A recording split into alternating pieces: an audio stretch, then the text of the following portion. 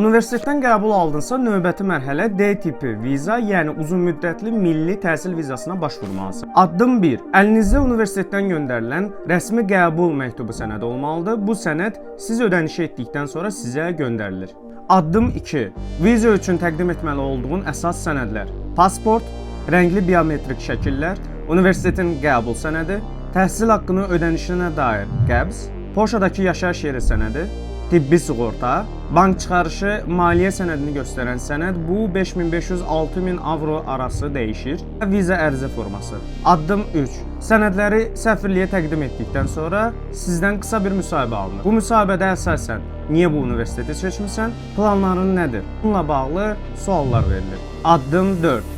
Əgər sənədlərin qaydasındadırsa və süni şübhə yaradacaq hər hansısa bir məqam yoxdursa, 14 gün içində viza hazırdır. Unutmayın ki, iyul və sentyabr ayları arasında müraciət sayı çox olduğu üçün vaxtında hərəkətə keçmək lazımdır.